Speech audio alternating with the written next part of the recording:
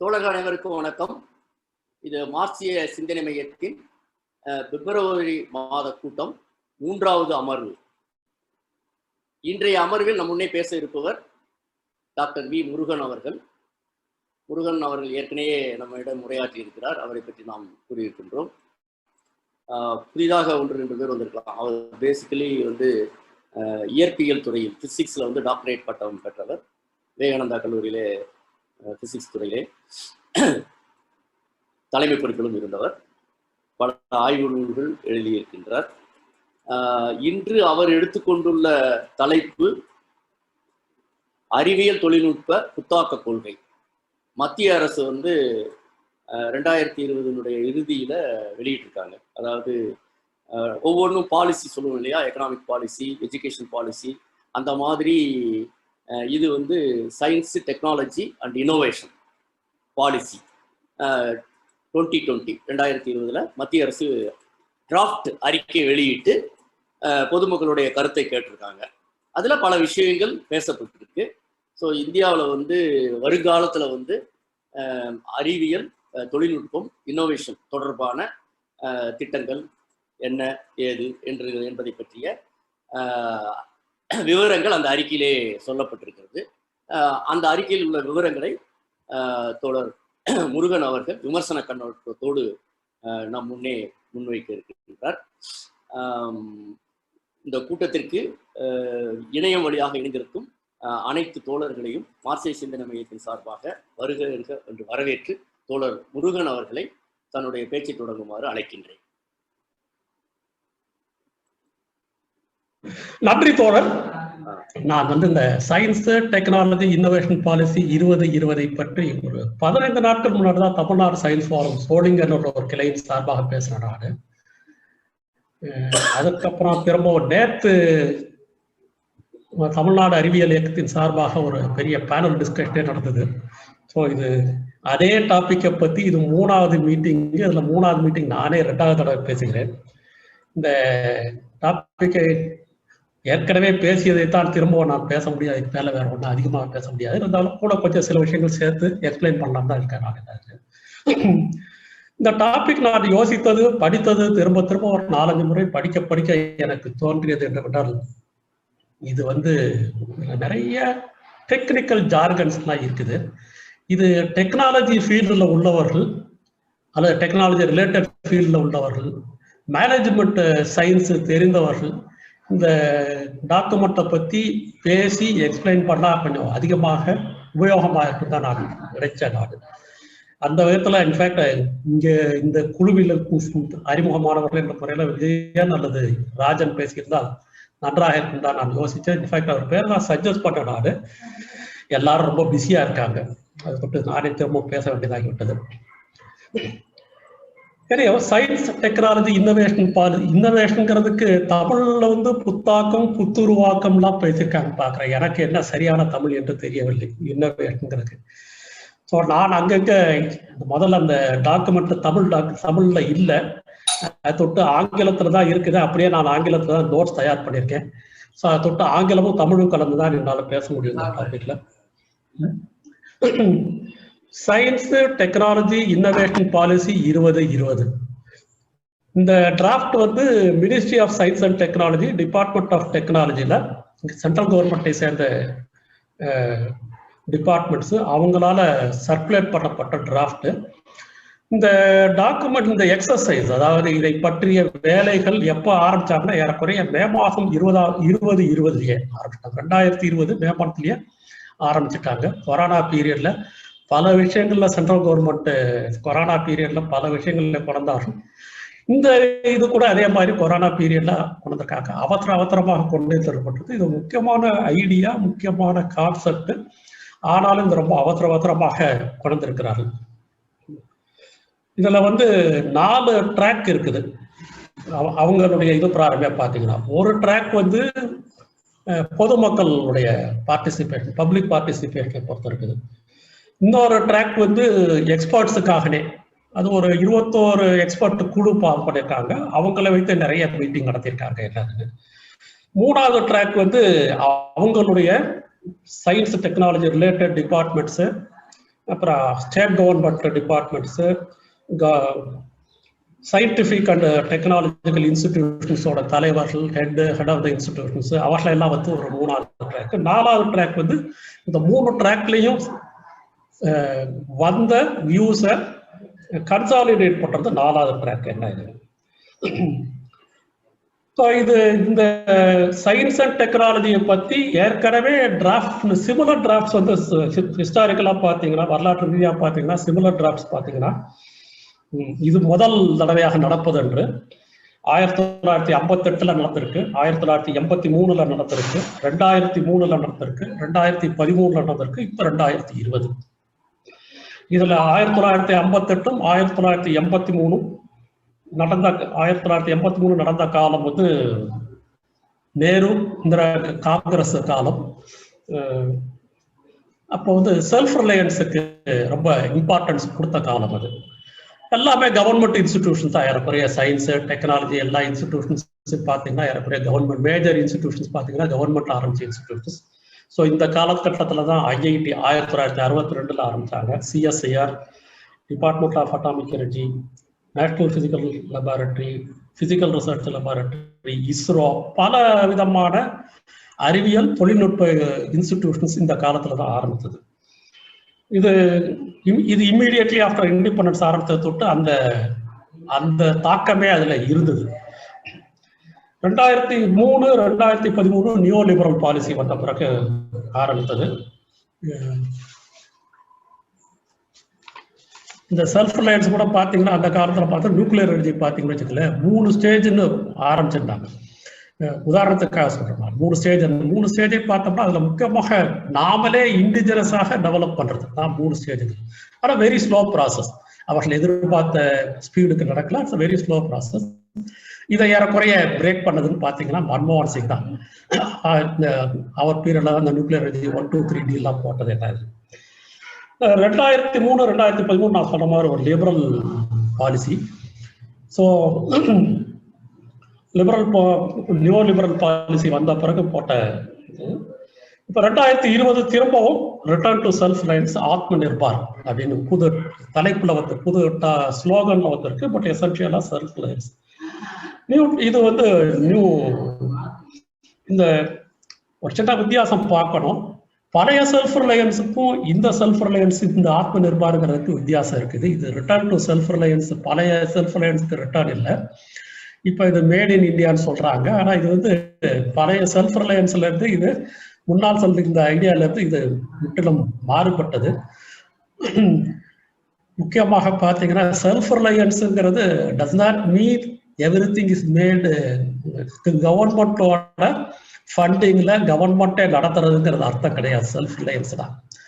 ஆத்ம நிர்பார் அந்த மாதிரி அமையல. ஆத்ம நிர்பார் ஏறக்குறைய முழுக்க பிரைவேட் இந்தியாவில் எல்லாம் நடக்கும். ஆனால் கவர்மெண்ட் ஃபண்டிங் குறைவாக இருக்கும். ஏறக்குறைய பிரைவேட் செக்டர் தான் முழுக்க நடத்த போகிறது.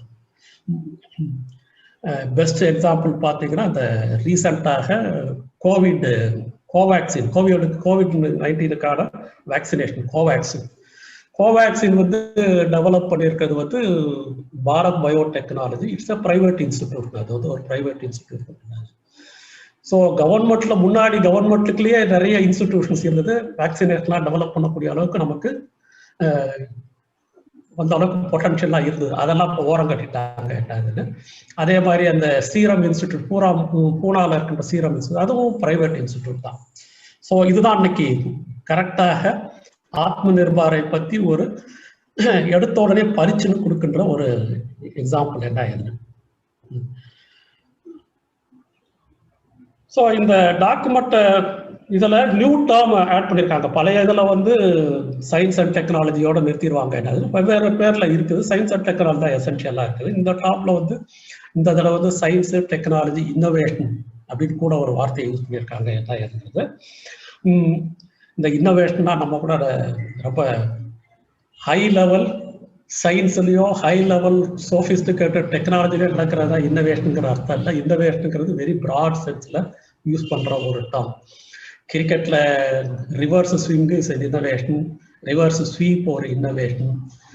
சாதாரணமாக நம்ம ஊர்ல இந்த மாவரைக்கிறதுக்கு எந்திரங்கள் கண்டுபிடிக்கிறது ஒரு இன்னோவேஷன். நானே ஒரு பார்த்தேன், கேரளாவில் ஒரு பொண்ணு யூடியூப்ல பார்த்தேன் நான் இன்னோவேஷனுங்கிறது. இந்த வாஷிங் மிஷின் பார்த்தீங்கன்னு வச்சுங்களேன், வாஷிங் மிஷினில் வந்து ஒரு ட்ரம் இருக்கும், இந்த ட்ரம்மை ரொட்டேட் பண்ணுறதுக்கு எலக்ட்ரிக்கல் பவர் கொடுக்கணும். இந்த பொண்ணு என்ன பண்ணியிருக்காங்க, எலக்ட்ரிக்கல் பவருக்கு பதிலாக ஆஃப்டர் ட்ரம்மை ரொட்டேட் பண்ணணும் அவ்வளோதானே, சைக்கிள் படல் மாதிரி ஒரு கியர் மெக்கானிசம் எல்லாம் போட்டு அதுலேயே அதை வைத்து ரொட்டேட் பண்ணியிருக்காங்க. இது அவங்களே சொல்றது, சைமல்டேனியஸாக எக்ஸசைஸும் பண்ணுறது, அதே சமயத்தில் ட்ரம்மையும் ரொட்டேட் பண்ணி வாஷிங் மிஷினில் யூஸ் பண்ணுறது. திஸ் இஸ் இந்த இன்னோவேஷனுக்கு வந்து பிஇ படிச்சிருக்க தேவையில்லை, எம்இ படிச்சிருக்க தேவையில்லை, பிஹெச்டி படிச்சிருக்க தேவையில்லை. இது வந்து அன்றாடம் நடக்கின்ற இதில் வந்து சாதாரணமாக ஒரு மினிமம் எஜுகேஷன் இருந்தாலே போதும், மினிமம் லெவல் ஆஃப் எஜுகேஷன் இருந்தாலே பண்ணக்கூடிய இன்னோவேஷன். ஸோ இந்த இன்னோவேஷனுங்கிறது, இந்த டாக்குமெண்ட்ல வர்ற இன்னோவேஷனுங்கிறது அந்த மாதிரி இன்னோவேஷன்ல இருந்து high level very sophisticated level of சயின்ஸ்ல டெக்னாலஜில வர இன்னோவேஷன் அனைத்தையும் சேர்த்து அடக்கியுள்ள ஒரு டேர்ம் இன்னோவேஷனுங்கிறது. இந்த டாக்குமெண்ட்டை படிப்பதற்கு நான் எப்பவும் ஒரு சின்ன வேலை செய்வேன். நான் தொட்டு என்ன ஃப்ரேம் ஒர்க்ல இந்த டாக்குமெண்ட்டை படிக்கணும், என்ன ஃப்ரேம் ஒர்க்ல இந்த டாக்குமெண்ட்டை புரிஞ்சுக்கணும்னு யோசிச்சேன் நான். ஸோ இது வந்து பிஜேபி கவர்மெண்ட்ல இருந்து வர ஒரு டாக்குமெண்ட்டுங்கிற தொட்டு இது முதல்ல இதுல கம்யூனல் அஜெண்டா என்ன இருக்கா, எந்த அளவுக்கு கம்யூனல் அஜெண்டா இருக்கிறதா, இது ஒரு கேள்வி. இந்த கேள்வியை மையமாக வைத்து முதல்ல அந்த டாக்குமெண்ட்டை படிச்சு பார்க்கணும். ரெண்டாவது வந்து interest of ruling class, present corporate இந்தியாவுக்கு அவங்களுடைய இன்ட்ரெஸ்ட் இதுல எப்படி ரிஃப்ளெக்ட் ஆகுது. இந்த ரெண்டு ஃப்ரேம் ஒர்க்ல தான் நான் இந்த டாக்குமெண்ட்டை பார்த்தேன். நான் ஐ திங்க் இந்த ரெண்டு ஃப்ரேம் ஒர்க்கும் சரியானது தான் நான் நினைக்கிறேன். நான் வேற ஃப்ரேம் ஒர்க் வந்து பார்க்குறவங்க இருக்கிறாங்க, பார்க்கப்படுகிறது என்னது. நான் இந்த ஃப்ரேம் ஒர்க்ல இருந்தால் பார்க்குறேன். நான் இது வந்து சரி என்று தான் நான் நினைக்கிறேன். நான் கம்யூனல் அஜெண்டாவை பொறுத்த வரைக்கும் நான் பார்த்த வரைக்கும், நான் படித்த வரைக்கும் இதுல ஒரு 63 பக்க டிராஃப்ட். கம்யூனல் அஜெண்டாவை பொறுத்த கம்யூனல் அஜெண்டா இதுல இல்லைன்னா எனக்கு தோணுது. இதை வந்து இவங்களுடைய மிச்ச டாக்குமெண்ட்ஸை கம்பேர் பண்ணி பார்க்கணும். New education policy for instance பார்க்கணும். அதை பார்த்தீங்கன்னா ஒரே பழைய காலத்து விஷயங்களை பற்றி, பழைய காலத்து நடந்தவர்களை பற்றி ஒரே செல்ஃப் அடூலேஷன், ஒரே நம்மளை பற்றி நாமளே கொஞ்சம் எம்பாரஸ் பண்ணக்கூடிய அளவுக்கு கூட புகழ்ந்து கொள்வது, இல்லாத அந்த காலத்தில் நடந்த சாதனைகளை வரம்புக்கு மீறி புகழ்வது, வரம்புக்கு மீறி அதை இன்டர்பிரேஷன் பண்றது என்ன. அதே மாதிரி இவங்களோட நேஷனல் சயின்ஸ் காங்கிரஸ்ல எல்லாம் இவங்க பேசுறாங்கன்னு பார்த்தீங்கன்னு வச்சுக்கலேன், அந்த காலத்திலேயே புஷ்பக விமானம் இருந்தது, பிளாஸ்டிக் சர்ஜரி இருந்தது, இன்னும் பல விதமான கிளைம் எல்லாம் நிறைய பண்ணுவாங்க. வேதத்திலேயே எல்லாம் இருக்குது. ஸோ இந்த டாக்குமெண்ட்ல பார்த்தீங்கன்னா வேதத்துக்கு ஒரு ரெஃபரன்ஸ் இல்லை. பழைய காலம் ஆரியப்பட்டா, பிரம்மகுப்தா அந்த மாதிரி பெரிய சயின்டிஸ்ட், நாலந்தா பல்கலைக்கழகம் அந்த மாதிரி ஓல்டு குளோரிஸுக்கு, 5 அச்சீவ்மெண்ட்ஸுக்கு அதை பற்றிய ரெஃபரன்ஸும் இந்த டாக்குமெண்ட்ல இல்லை. பழைய கல்ச்சுரல் வேல்யூஸ் அதை பற்றி முக்கியமாக நமக்கு ஒரு கல்ச்சர் இருக்கு, நம்ம கல்ச்சர் தான் இதில் முக்கியமாக பிரதிபலிக்கணும் அப்படி இப்படிலாம் சொல்லிட்டு இருப்பாங்க எல்லா டாக்குமெண்ட்ஸ்லாம், ஒரு டாக்குமெண்ட்ஸ்லாம். அந்த மாதிரி ஒரு கிளைமும் இந்த டாக்குமெண்ட்ல எங்கேயும், இந்த 63 பக்க டாக்குமெண்ட்ல எங்கேயும் பார்க்க முடியாது. ஒரே ஒரு டேர்ம் இதில் இருக்கு பார்க்குறேன் நான்,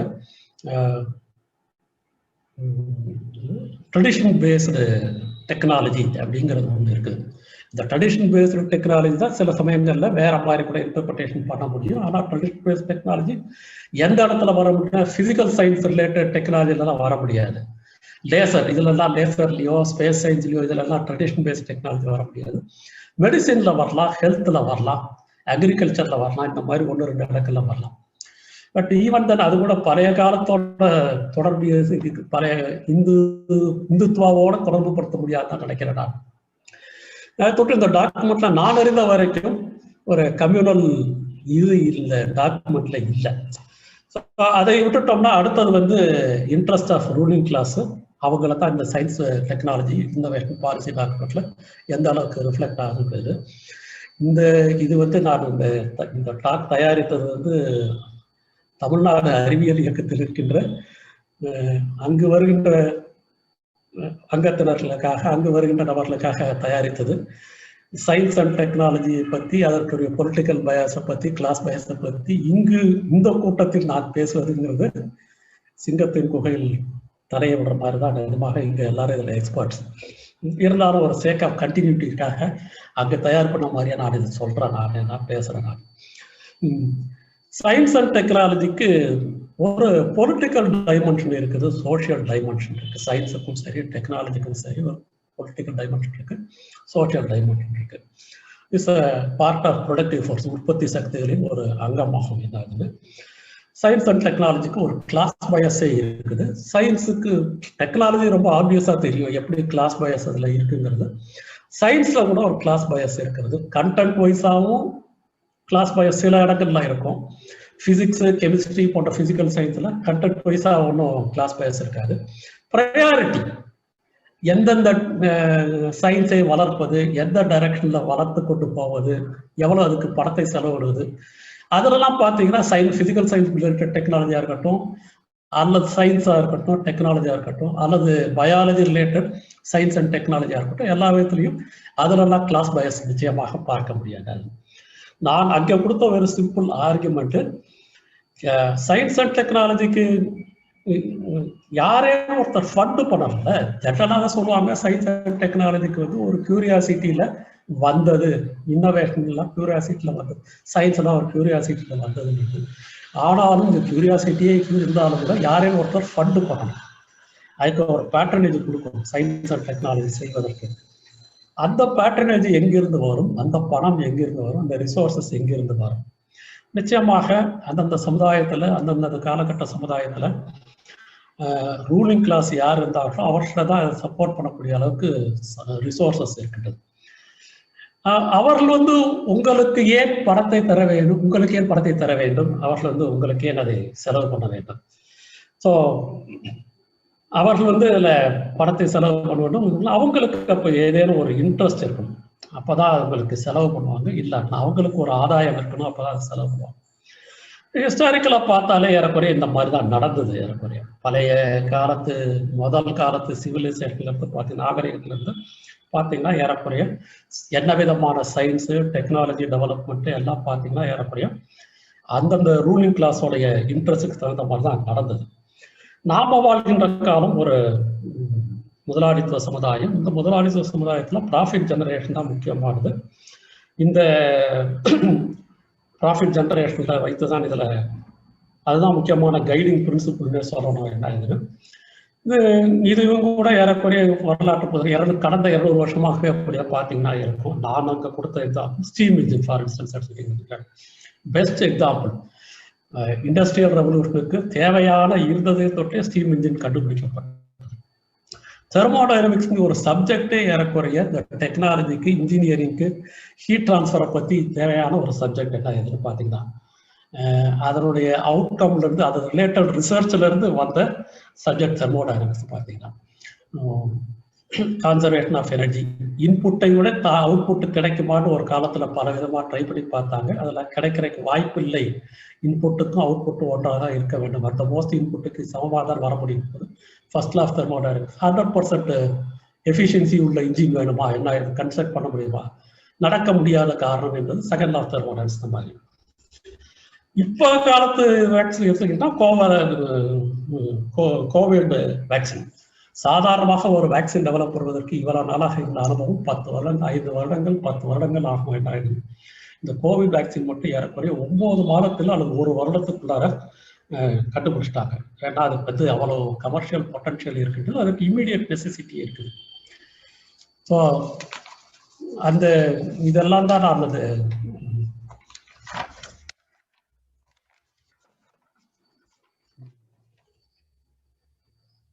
ஸோ ப்ரெசன்ட் கார்பரேட் செக்டருக்கு தான் இன்றைக்கு தொட்டு இந்த ப்ரெசன்ட் கார்பரேட் செக்டர் நம்ம இந்தியாவை பொறுத்த வரைக்கும் சரி, அவைகளை வந்து உலக ரீதியிலும் சரி, ப்ரெசன்ட் கார்பரேட் செக்டர் அவங்க தான் டிட்டர்மினிங் பண்றது.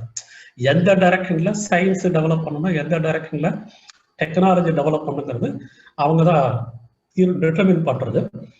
அப்கோர்ஸ் அந்த மாதிரி அவர்கள் டெவலப் பண்ண அவர்களுடைய இன்ட்ரெஸ்டுக்காக, அவர்களுடைய தேவைக்காக டெவலப் பண்ணாலும் இறுதியாக பொதுமக்களிடம் அதில் நிறைய வந்து பொதுமக்களுக்கும் அதில் பயன் உண்டு, சந்தேகமே இல்லை.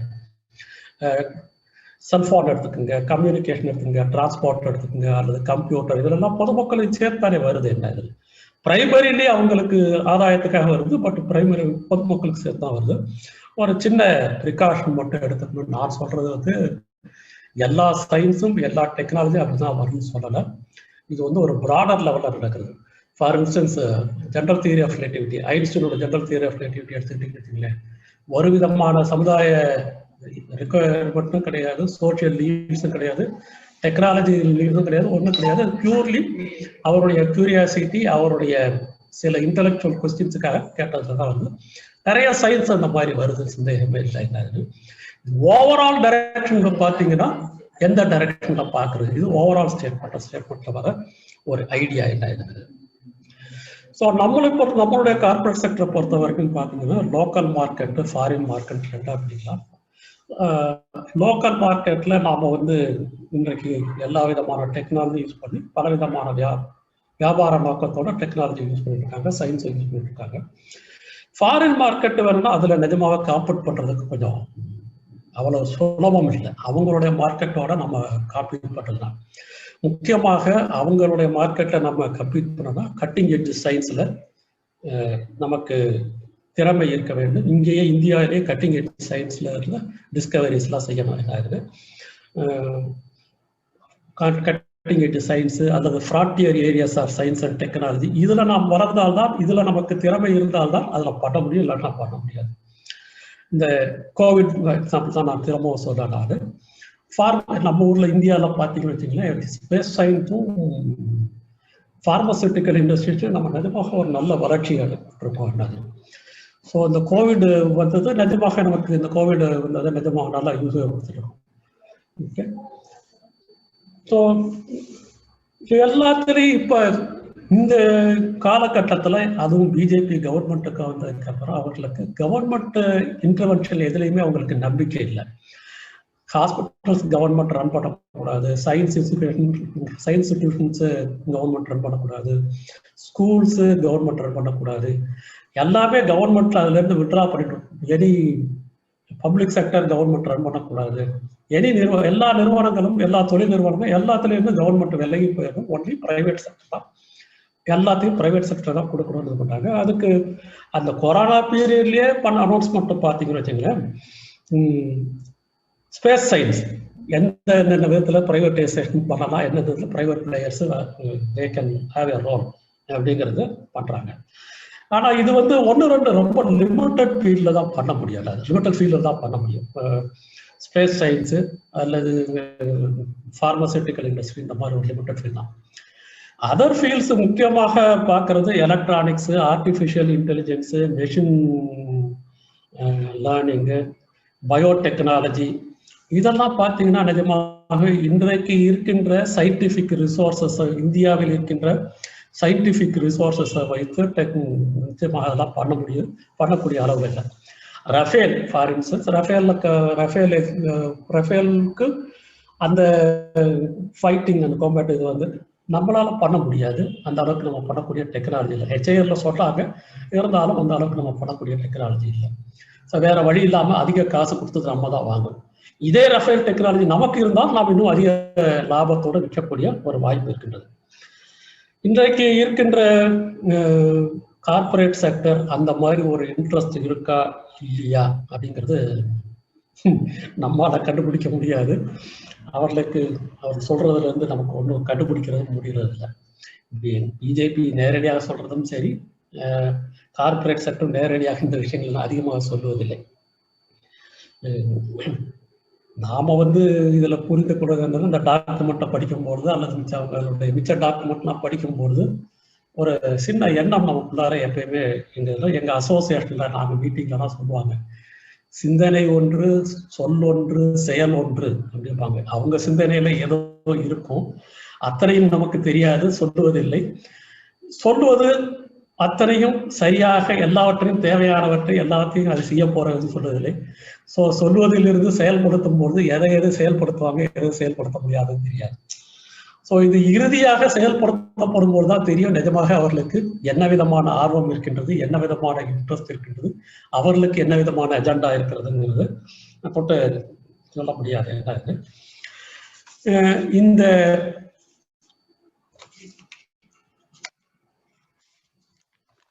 டாக்குமெண்ட் பார்த்தீங்கன்னா 63 பக்கம் இருக்குது. ரொம்ப வெர்போஸா எழுதியிருக்காங்க. பார்த்தீங்கன்னா வெரி ஜென்ரல் லாங்குவேஜில் எழுதியிருக்காங்க. டிபிக்கல் பியூரோக்ராட்டிக் லாங்குவேஜில் எழுதியிருக்காங்க. ஒரு உதாரணத்துக்கு நான் சொல்லணும்னு யோசிக்கிறேன். நான் இங்கே காமிக்கிற பாருங்களேன். ஒரே ஒரு உதாரணத்துக்கு 49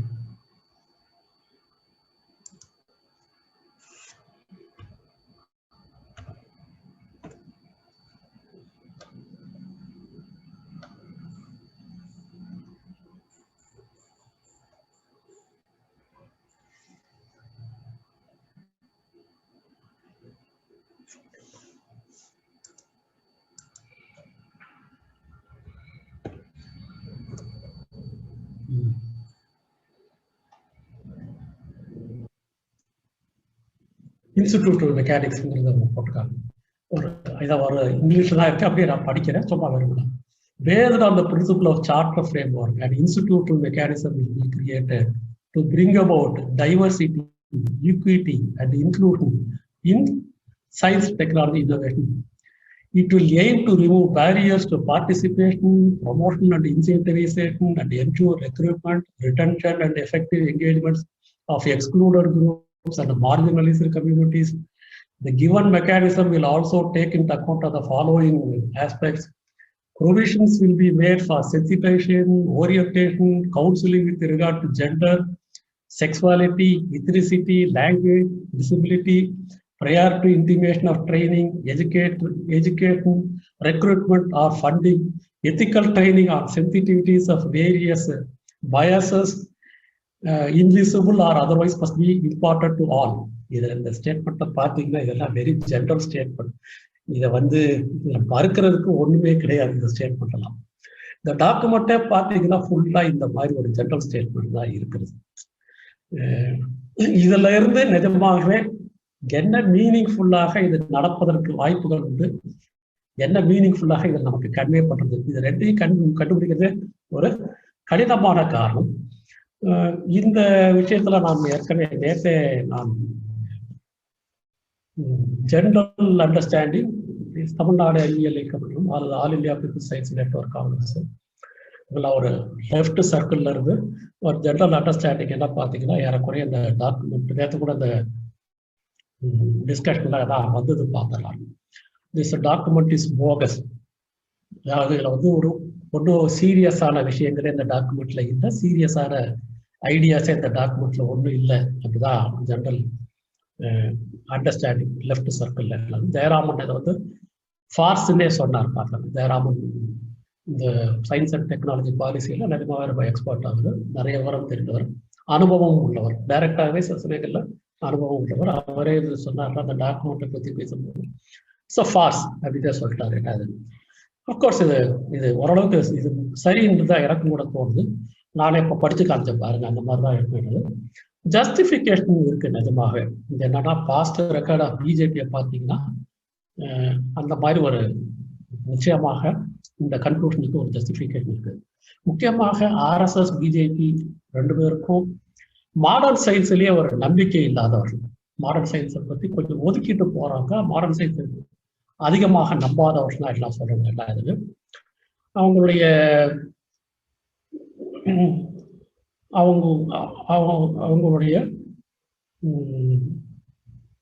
அவங்க ஃபார் இன்ஸ்டன்ஸ் கவுடங்குல ரேடியோ ஆக்டிவிட்டியில ப்ரொடெக்ஷன் பண்ணக்கூடிய அளவுக்கு நமக்கு கவுடங்குல ஒரு ஆற்றல் இருக்கு அப்படின்னு சொல்றாங்க.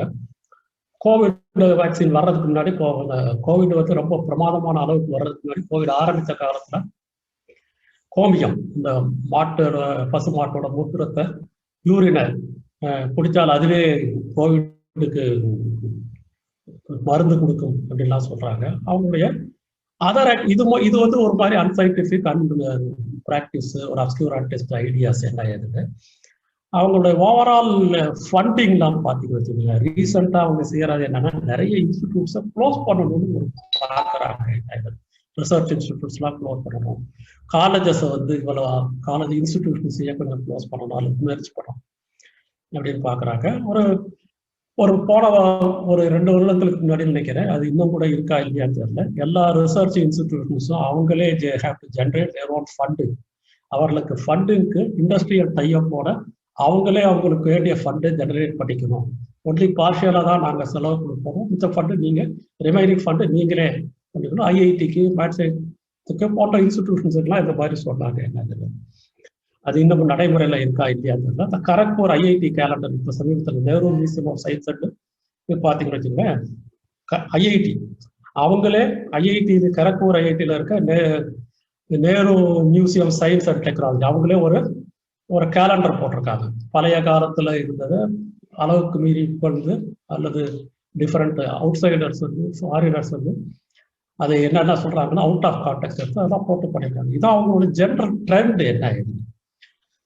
இந்த அஃப்கோர்ஸ் இந்த டாக்குமெண்ட் வந்து free from such claims, very modern ஐடியாஸோட இருக்குது. இந்த டேர்ம்ஸ் எல்லாம் இதில் வந்து ஸ்டாண்டர்டு சயின்ஸ் அண்ட் டெக்னாலஜி பாலிசியில் இருக்கக்கூடிய டேர்ம்ஸ் தான் அதில் இருக்கிறது என்ன ஆயிடுது. தொட்டு இருந்தாலும் ஓவராலாக பார்த்தீங்கன்னா இந்த அனுபவத்தை வைத்து பார்க்கும்பொழுது அது ஒரு ஃபார்ஸ் தான் தோணுது, அதுக்கு சீரியஸ்னஸ் இல்லைன்னு தான் தோணுது, கரெக்டு தான் தோணுது. இருந்தாலும் அதை ஒரேடியாக இந்த டாக்குமெண்ட்டை ஒதுக்கி விடாமல் நாம் இந்த டாக்குமெண்ட்டே ஃபுல்லாக ஃபார்ஸு போகஸ்ன்னு சொல்லிட்டு அந்த டாக்கு இதோடய முடிச்சிட வேண்டியதான், அதுக்கு மேலே வேற ஒன்றுமே கிடையாது. 8:40 ஆயிடுச்சு. ஸோ வித்தோ அதை டிஸ்மிஸ் பண்ணாம அதுல இருக்க சில ideas, general ideas, I think இது வந்து இப்ப நாம ஒரு ஆல்டர்னேட்டிவ் இதுக்கு தயார் பண்ணணும், இந்த டாக்குமெண்ட்டுக்கு ஒரு ஆல்டர்னேட்டிவ் தயார் பண்ணணும்னு வச்சுக்கலேன். இந்த ஐடியாஸை தான் நம்மளுக்கு கூட டிஸ்கஸ் பண்ணணும். இந்த ஐடியாஸை வைத்து தான், இதை பிரைமரியா வச்சுதான் நம்ம இந்த ஆல்டர்னேட்டிவ் டாக்குமெண்ட் கூட கொடுக்க முடியும். அதுக்காக வச்சு இந்த டாக்குமெண்ட்ல என்ன இருக்குது அப்படிங்கிறத பார்க்கணும். இந்த டாக்குமெண்ட் நான் ஏற்கனவே சொன்னது மாதிரி 63 பக்கம் கொண்ட ஒரு பெரிய டாக்குமெண்ட். இதுல மொத்தமாக பார்த்தீங்கன்னா 11 எக்ஸிக்யூட்டிவ் சம்மரி, அதற்கப்புறம் பார்த்தீங்கன்னா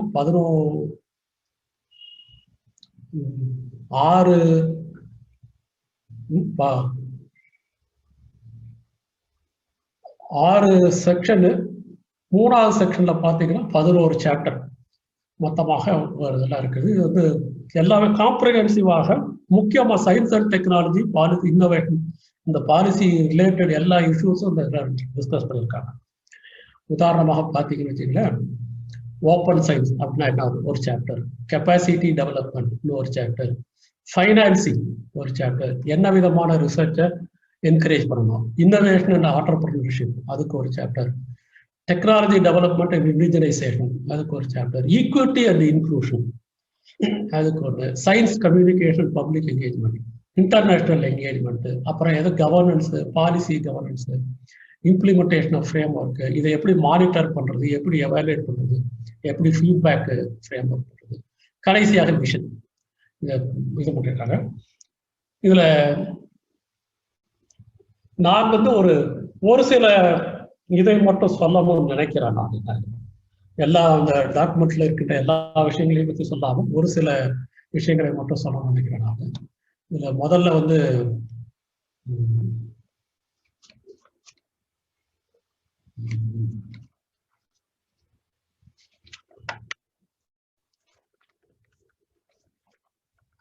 ஓப்பன் சயின்ஸ் ஒரு ஃபுல்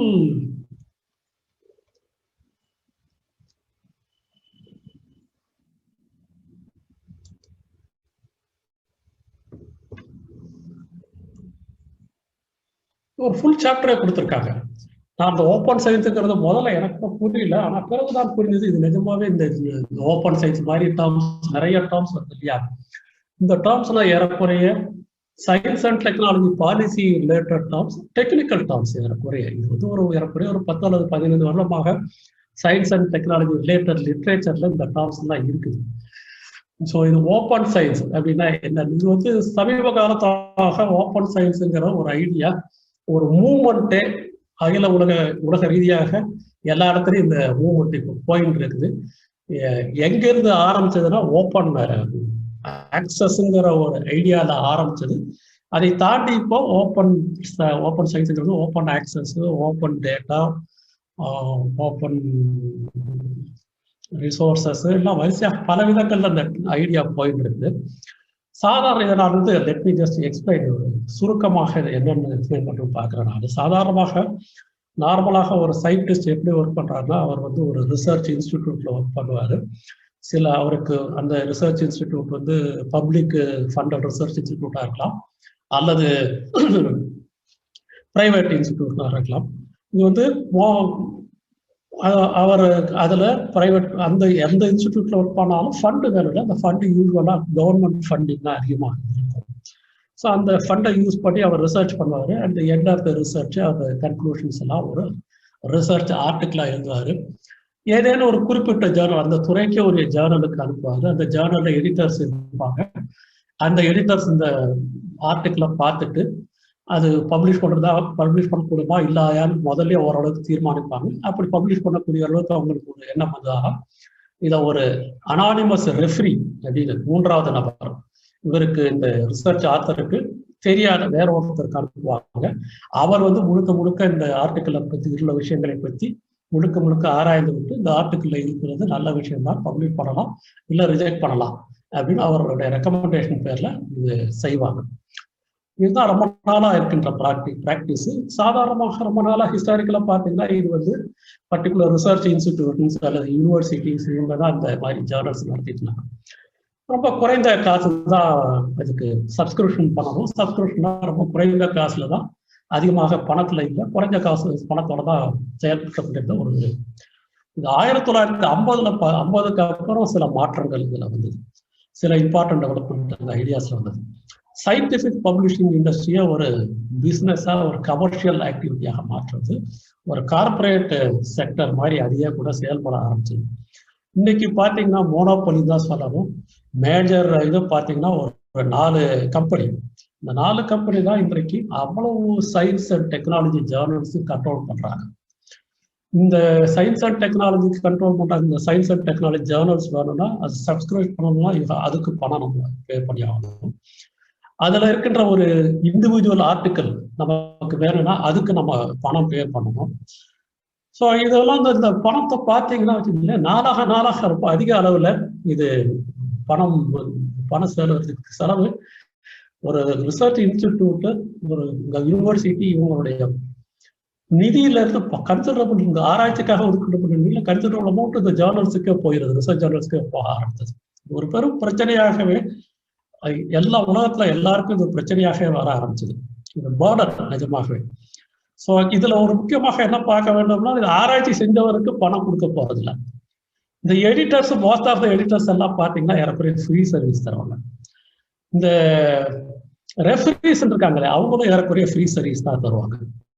ஆனால் சப்ஸ்கிரிப்ஷன் மணி அமௌண்ட்டும் இந்த இண்டிவிஜுவல் ஆர்டிகிள்ஸ் கொடுக்கின்ற பணமும் அந்த பப்ளிஷிங் கம்பெனிக்கு ஜேர்னலை நடத்துகின்ற ஓனருக்கு போய் சேர்ந்துருக்காங்க. ஹியூஜ் ப்ராஃபிட் இந்த 50 வருட காலத்துல அவங்க பண்ணிட்டு இருக்காங்க. இன்னும் தொடர்ந்து அது ப்ராஃபிட் இன்க்ரீஸ் பண்ணிட்டே இருக்காங்க. இந்த நிலைமையில தான் இதை சமாளிப்பதற்காக தான் இந்த இருந்துதான் என்ன வந்தது, ஒரு ஓப்பன் ஆக்சஸ் அப்படிங்கிற ஒரு ஐடியா வந்தது. சாதாரணமாக எப்படின்னா ஓப்பன் ஆக்சஸ் வந்து இன்றைக்கு எப்படின்னு பார்த்தீங்கன்னு வச்சுக்கோங்களேன், நடைமுறையில் இந்த ஐடியா வர்றதுக்கு முன்னாடி எப்படி நடந்ததுன்னு பார்த்தீங்கன்னா, சைஹப்னு ஒரு வெப்சைட் இருக்குது, அப்புறம் லைவ்ஜென் அப்படின்னு ஒரு வெப்சைட் இருக்குது. இந்த 2 வெப்சைட் என்ன பண்ணாங்க, இவங்களுக்கு சேலஞ்சிங் பண்றதுக்காகவே இதுல பப்ளிஷ் ஆகின்ற research articles, research communications, books எல்லாருக்கும் ஆக்சஸ் ஆகணும் என்பதற்காக ஒரு பைரேட் வெர்ஷன் மாதிரி வந்து ராபின் ஹூட் நம்ம ஊர் சயின்டிஸ்ட் சொல்றாங்க. ஸ்ட்ரிக்ட்லி ஸ்பீக்கிங் ஒரு பைரேஷன் இருந்தாலும் அது ராபின் ஹூட் நம்ம ஊர் scientist Balraman for instance Indian Institute of Science சார்பா டைரக்டர் பார்த்தீங்கன்னா அது வந்து ராபின் ஹூட் தான் சொல்றாரு. அது வந்து எல்லாருக்கும் அப்லோட் பண்ணிட்டாங்க, எல்லாருக்கும் ஃப்ரீயா இது அவைலபிள். இதை வந்து இப்ப நம்ம ஊர்ல கூட இப்போ ஒரு கேஸ் நடக்குது. இப்ப கேஸ் போட்டிருக்காங்க இந்த 3 பப்ளிஷிங் கம்பெனி, நம்ம சுப்ரீம் கோர்ட்ல ஒரு கேஸ் போட்டிருக்காங்க. இந்த 2 வெப்சைட்டையும் மூடிடணும்னு, 2 வெப்சைட்டையும் க்ளோஸ் பண்ணணும்னு ஒரு கேஸ் போட்டிருக்காங்க. கவர்மெண்ட் எப்படி ரியாக்ட் பண்ணுவாங்கன்னு தெரியாது, கவர்மெண்ட் சுப்ரீம் கோர்ட் எப்படி ரியாக்ட் பண்ணுவாங்கன்னு தெரியாது. ஆனா நம்ம ஊர் சயின்டிபிக் கம்யூனிட்டில இருந்து ஒரு ப்ராட் பேஸ்டு சயின்டிஃபிக் கம்யூனிட்டிலேருந்து நிறைய பேர் இதை வந்து அப்போஸ் பண்ணி சென்ட்ரல் கவர்மெண்ட் இதுக்கு ஒத்துக்கொள்ளக்கூடாது அப்படிங்கிறத அப்போஸ் பண்ணி போட்டிருக்காங்க. ஸோ இந்த மாதிரி ஆரம்பித்த ஒரு ஓப்பன் ஆக்சஸ்ங்கிறத ஆரம்பிச்சது இன்றைக்கு பல ரூபங்கள்ல அது கொஞ்சம் டெவலப் ஆகி ஐடியா டெவலப் ஆகிருக்குது. இன்னைக்கு மோஸ்ட் ஆஃப் த ரிசர்ச் பார்த்தீங்கன்னா டேட்டா ட்ரிவன் சயின்ஸ் தான் சொல்றேன்.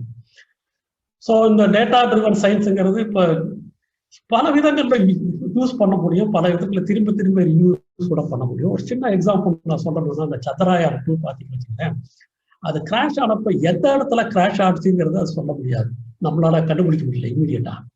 நாசாவோட சேட்டலைட் திரும்ப திரும்ப போனதுல கூட நிறைய டேட்டா ஜென்ரேட் பண்ணாங்க. அந்த டேட்டா வச்சு நாசாவில் கூட ஓரளவுக்கு கண்டுபிடிக்க முடியல. ஆனா நாசாவில் அந்த டேட்டா வந்து ஃப்ரீ, எல்லாருக்கும் யார் வேணுமானாலும் வேணாம். நம்ம வெள்ளூரையும் தமிழ்நாட்டை சேர்ந்தவர், ஐ திங்க் வெள்ளூரை சேர்ந்தவர் நினைக்கிறேன், அவர் வந்து ப்ரொஃபஷனல் சயின்டிஸ்ட் இல்லை, அவர் அந்த டேட்டாவை அங்கிருந்து வாங்கி அனலைஸ் பண்ணப்ப கரெக்டா ஏறப்படி சொல்லிட்டாரு எந்த இடத்துல மூணுல எந்த இடத்துல அது கிராஷ் லேண்ட் ஆயிருக்கும் அப்படின்னு கண்டுபிடிச்சு கரெக்டா சொல்லிட்டாரு. இந்த மாதிரி டேட்டா வந்து அதே மாதிரி ஹியூமன் ஜீனோம் ப்ராஜெக்ட் வந்து பாத்தீங்கன்னா டேட்டாவை திருப்பி திருப்பி யூஸ் பண்ணலாம், ஜென்ரேட் பண்ண டேட்டாவை ஆராய்ச்சிக்காக சொல்லலாம். அதை தொட்டு இந்த டேட்டாலாம் எந்த சயின்டிஸ்ட் ப்ரொடியூஸ் பண்ணாலும் சரி, எந்த ஆராய்ச்சி நிறுவனங்கள் ப்ரொடியூஸ் பண்ணாலும் சரி, எல்லாரும் ஏன்னா பப்ளிக் ஃபண்டட் ஆக்டிவிட்டி, அதை தொட்டு எல்லாருக்கும் பப்ளிக்கே முழுசு இருக்கணும் அப்படிங்கிற ஓப்பன் டேட்டா, இந்த மாதிரி பல விஷயங்கள் சேர்ந்தது ஒரு ஓப்பன் சயின்ஸுங்கிறது. இந்த ஐடியாவை நம்ம இந்த டாக்குமெண்ட்லயும் சொல்லியிருக்காங்க பார்க்குறேன். இதற்காக என்ன பண்றாங்க இந்த டாக்குமெண்ட்ல சொல்லியிருக்காங்க என்னன்னா, ஒரு national science technology innovation observatory அப்படின்னு ஒரு ஆப்சர்வேட்டரி கிரியேட் பண்றதா இருக்காங்க.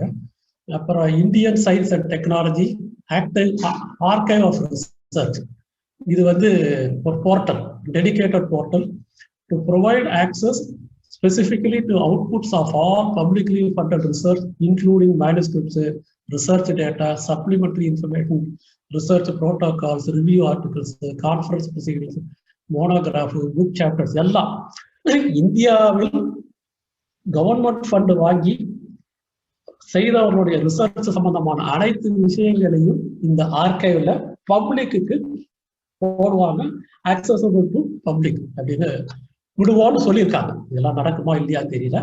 அதே மாதிரி one nation one subscription government of India வந்து இந்த ஃபாரின் ஜேர்னல்ஸோட நெகோசியேட் பண்ணி இந்த இந்தியா முழுவதுக்கும் அவர்களே அதை பணம் கொடுத்து வாங்கி சப்ஸ்கிரைப் பண்ணி இந்தியாவில் இருப்பவர்களுக்கு ஃப்ரீயா கொடுக்க போற மாதிரி ஒரு ஐடியா ப்ரெசென்ட் இருக்காங்க. செலவு காசு அந்த அளவுக்கு இருக்குமா இல்லையா தெரியாது, இதெல்லாம் பண்ணுவார்களா இல்லையா தெரியாது. பட் குட் ஐடியாஸ், தேவையான ஐடியாஸ், நிச்சயமாக செய்ய வேண்டிய ஒரு ஐடியாஸ். அதற்காக நான் சொல்லுவேன் இந்த லேட்டரல் சயின்ஸ் பற்றி.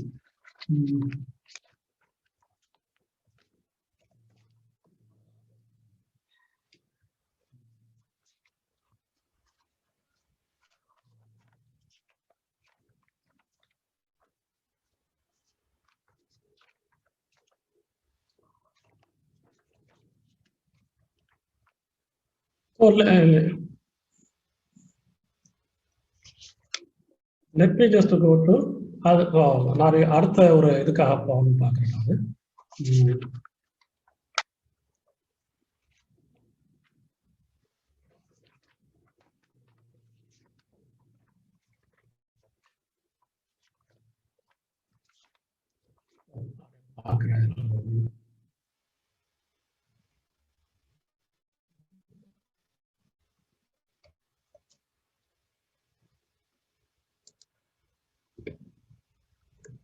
இந்த ஃபண்டிங்கை பத்தி ஒரு டீடைல்டு சாப்டர் கொடுத்துருக்காங்க.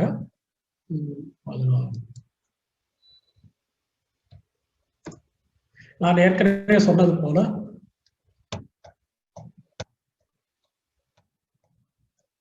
இந்த ஃபண்டிங்லாம் ஒரு விதமான கமிட்மெண்ட்டும் கவர்மெண்ட் லெவல்ல இருந்து எவ்வளவு செலவு பண்ண போறோம் அப்படிங்கிறது ஃபண்டிங்ல ஒரு விதமான கமிட்மெண்ட்டும் பார்க்கலாம். ஏறக்குறைய முழுக்க முழுக்க பிரைவேட் செக்டருக்கு தான் கொடுக்கறதா இருக்காங்க. அவங்களுக்கு தான் அதை பற்றி தான் இந்த டாக்குமெண்ட் ஃபுல்லா பேசியிருக்காங்க. For instance, fiscal incentives and financial support have to be strengthened to stimulate private sector participation. So பல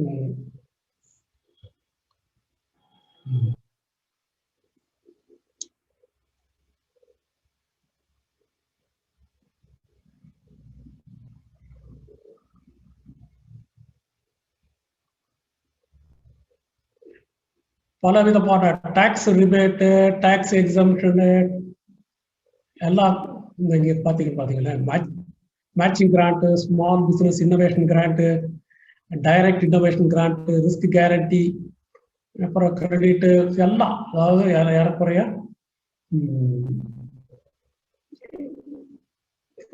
பிரைவேட் செக்டருக்கு அவர்களை ஆதரிக்கின்ற வழியிலே அவர்களை இந்த ரிசர்ச்ல ஈடுபடுத்தக்கூடிய வகையில என்னென்ன மெஷர்ஸ் செய்யணும், அதான் அந்த டாக்குமெண்ட்ல ஃபுல்லாவே இந்த இதுல இருக்கு. ஃபாரின் டைரக்ட் இன்வெஸ்ட்மெண்ட், அது மூலமாகவும் அவர்களுக்கு to attract foreign direct investment, reduction in corporate taxes foreign MNCs, fast track clearances, easing land acquisition,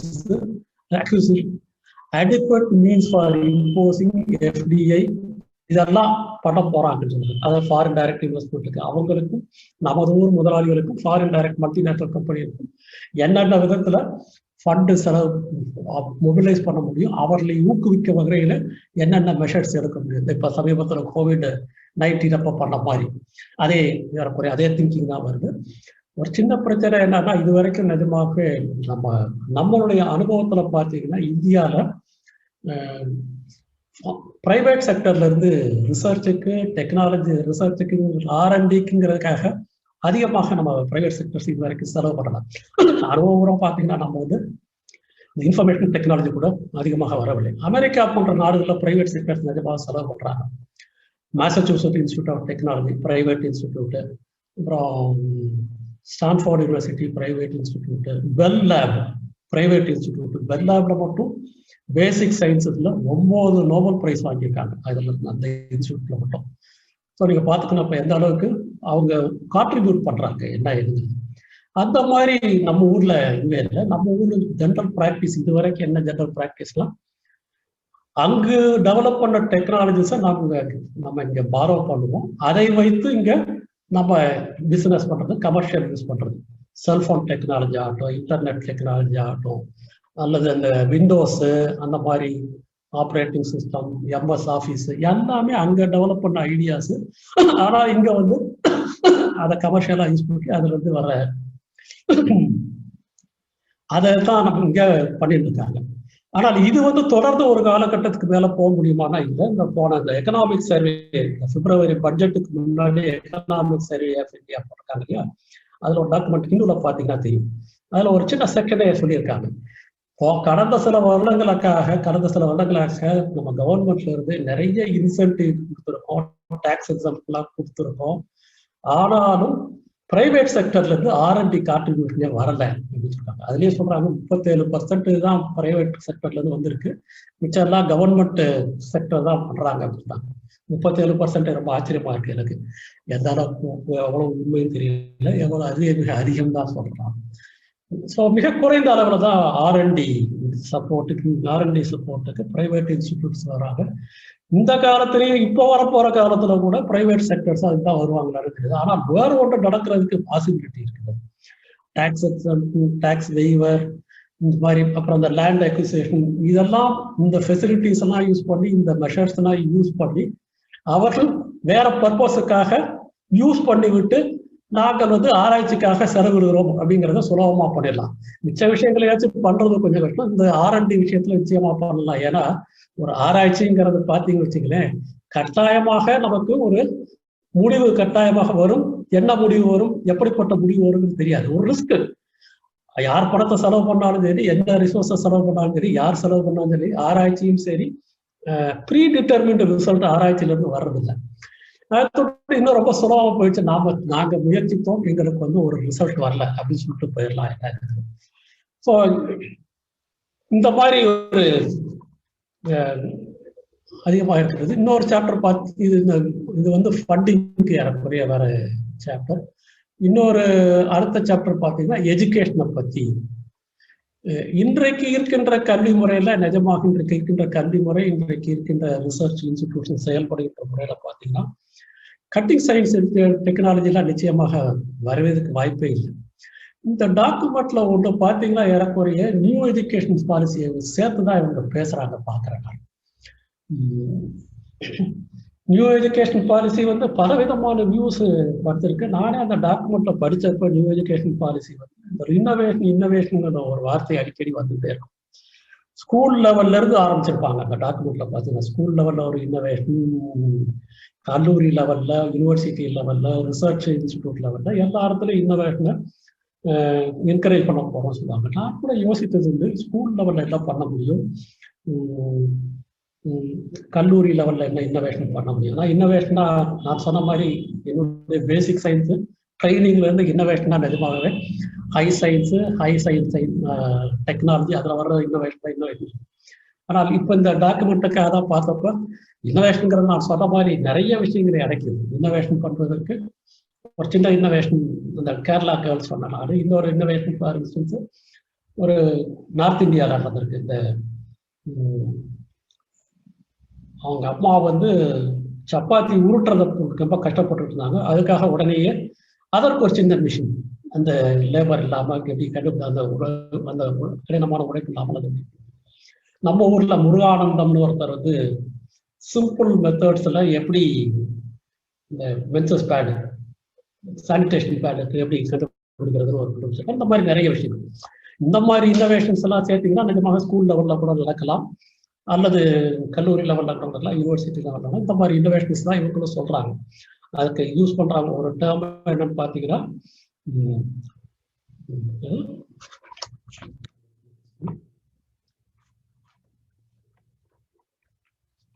cross root innovation. இந்த கிராஸ் ரூட் இன்னோவேஷன்ங்கிற டேர்மே எனக்கு முதல்ல புரியல. What is mean by grass root innovation? நான் சொன்ன மாதிரி எல்லாம் ஒரு டெக்னிக்கல் டேர்ம்.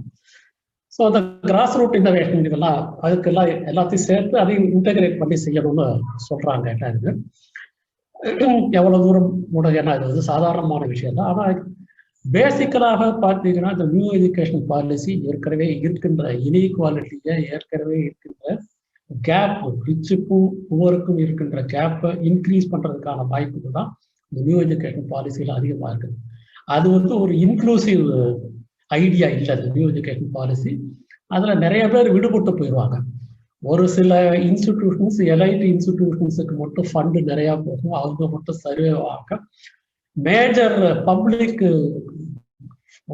பார்ட்டிசிபேஷன் உள்ள மெட்ராஸ் ஒரு யூனிவர்சிட்டி அல்லது கிராமத்தில் உள்ள ஸ்கூல்ஸ், கிராமம் இல்லை ஈவன் நகரத்தில் உள்ள ஸ்கூல்ஸ் கூட பார்த்தீங்கன்னா அந்த ஸ்கூல்ஸ், அந்த எஜுகேஷன் இன்ஸ்டிடியூஷன்ஸ்லாம் இந்த நியூ எஜுகேஷன் பாலிசினால அதிகமாக பயன்படாது. ஏன்னா ஃபண்டு வந்து திரும்பவும் எல்லாமே பிரைவேட்டைசேஷன் தான் பண்ண போறாங்க. ஸோ ஆக்சஸ் டு எஜுகேஷனே கூட நிறைய குறைந்து விடுந்தான்னு நினைக்கிறேன். ட்ராப் அவுட்டே அதிகமாக இருக்கும். இந்த மாதிரி ஒரு என்வாயரன்மெண்ட்ல இவர்கள் சொல்ற மாதிரி இன்னோவேஷன் அதெல்லாம் வருமாங்கிறதே சந்தேகம். கட்டிங் சயின்ஸ் இன்னோவேஷன் என்ன ஒரு இந்தியாவில் கடந்த 50 காலமாக நடந்த ஒரு பிராக்டிஸ் இருக்குது பாருங்க.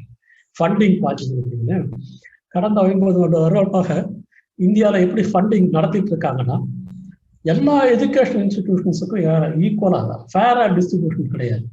ஒரு செலக்ட் இன்ஸ்டிடியூஷன்ஸ்க்கு, ஐஐடிக்கு, டிஐஎஃப்ஆர், மேட் சயின்ஸு, டிஏஇ போன்ற சில செலக்ட் இன்ஸ்டிடியூஷன்ஸ்க்கு எக்கச்சக்கமாக ஃபண்டு பண்ணுவாங்க. யூனிவர்சிட்டி, காலேஜஸ் இதுக்கெல்லாம் பார்த்தீங்கன்னா ஃபண்டிங்கே இருக்காது. ரொம்ப குறைச்ச ஃபண்டிங். இந்த குறைச்ச ஃபண்டிங்னாலவே இங்கே குட் குவாலிட்டி ரிசர்ச் வர்றதுல குவாலிட்டி ரிசர்ச் வராதுட்டு அதுக்கு ஃபண்டிங் வருது. இது வந்து ஒரு விஷயஸ் சர்க்கிள். எல்லாரும் கடந்த 10 வருட காலமாக 10-15 வருட காலமாக பார்த்தீங்கன்னா இதே ட்ரெண்ட் தான் இன்னும் கொஞ்சம் அதிகப்படுத்தியிருக்காங்க பார்க்குறேன் நான். ஐசர், நைசர், அப்புறம் என்ஐடி இந்த மாதிரி புது இன்ஸ்டிடியூட்ஸ் ஆரம்பிச்சிருக்காங்க. இவங்களுக்கு எக்கச்சக்கமான ஃபண்டு தராங்க, லிபரலாக ஃபண்டு பண்ணியிருக்காங்க.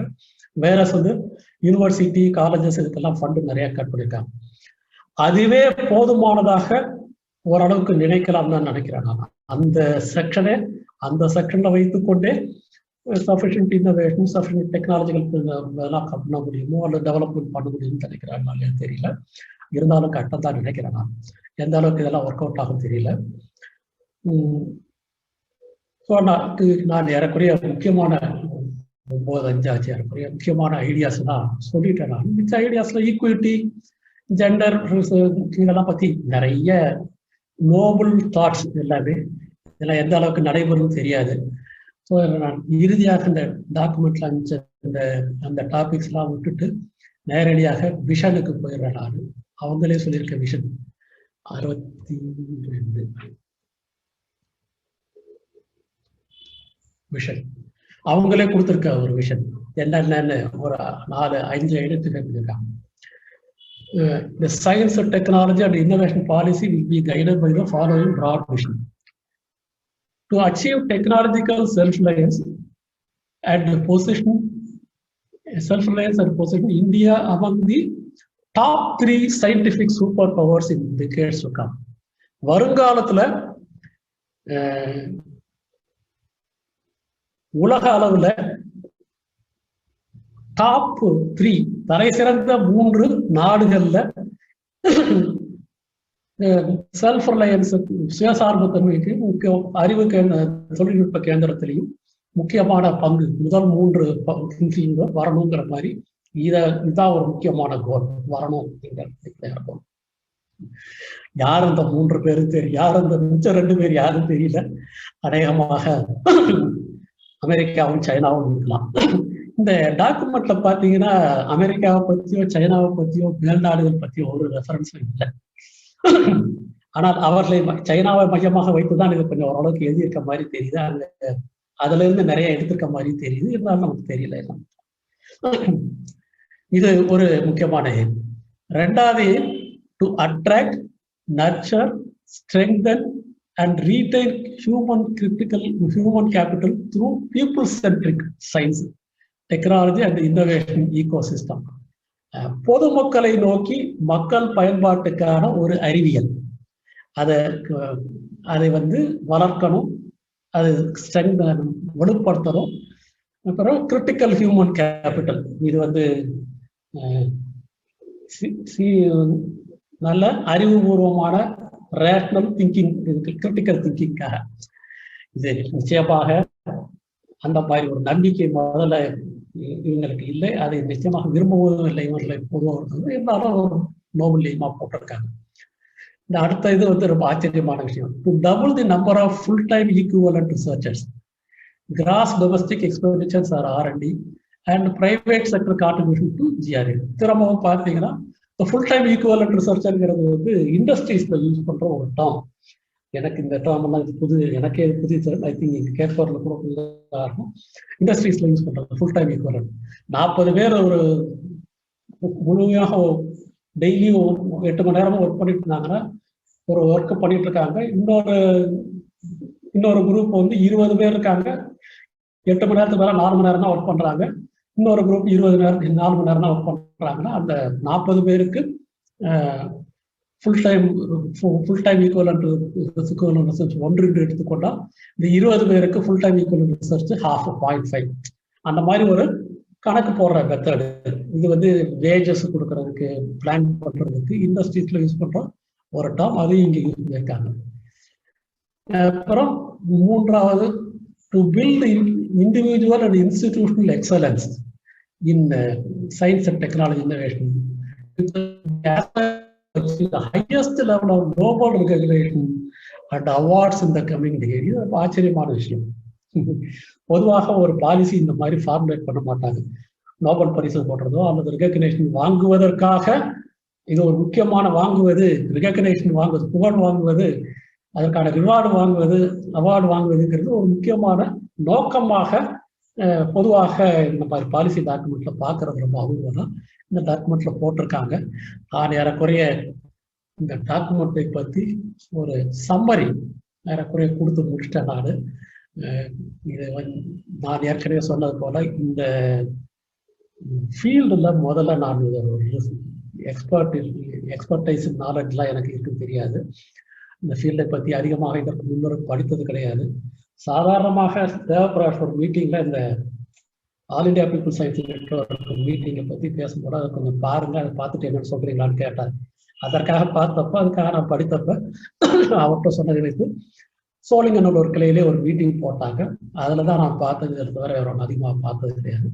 அதை தொட்டு என்னுடைய சிற்றறிவுக்கு ஏற்ற வகையிலே புரிந்து கொண்ட வகையிலே நான் இதை பற்றி சொல்லியிருக்கேன். நான் யூஸ்வலாக இந்த மாதிரி எந்த டாபிக் கொடுத்தாலும் நான் யூஸ்வலாக முடிப்பது இப்போ என்னுடைய ட்ரேட்மார்க்கு சிம்பிள் என்றே சொல்லலாம்.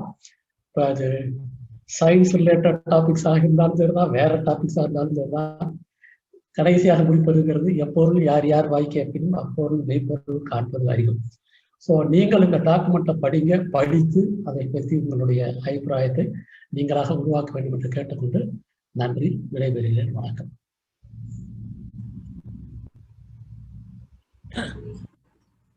தோழர் முருகன் அவர்களுக்கு நன்றி. மிக அருமையான ஒரு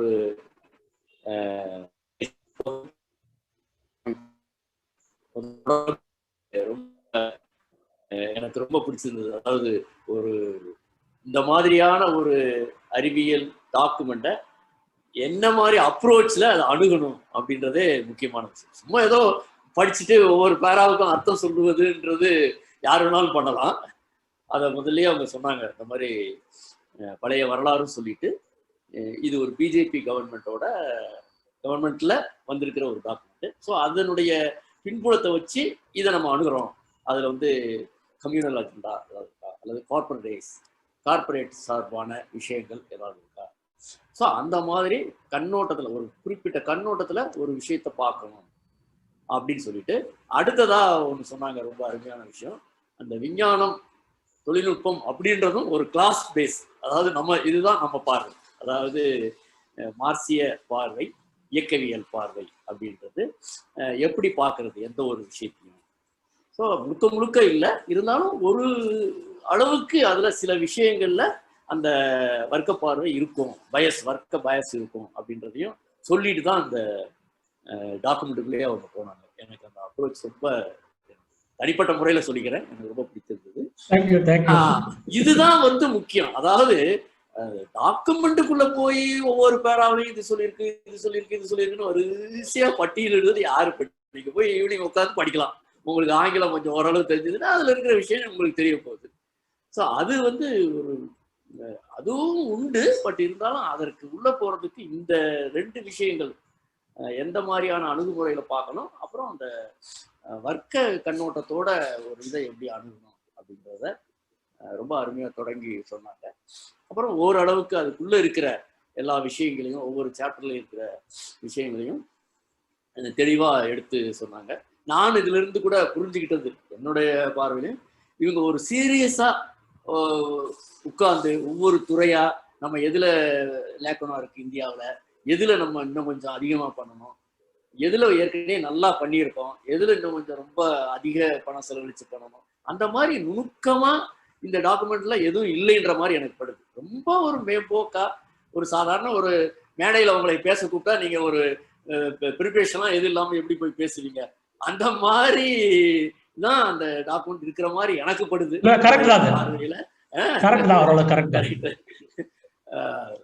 இப்ப இந்த நேரத்துல அறிவுக்கடல் ஸ்பீச்சை பத்தி சொல்லலாம்னு நினைக்கிறேன். அதாவது அவர் ஸ்பீச்சை கேட்டிருப்பீங்க நீங்க மார்க்சிய சிந்தனையத்துல.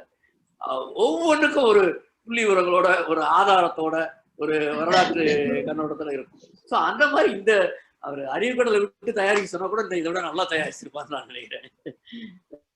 ஒரு அறிக்கை அது மாதிரி ரொம்ப பொதுவான ஒரு அறிக்கை போல எனக்கு படுது.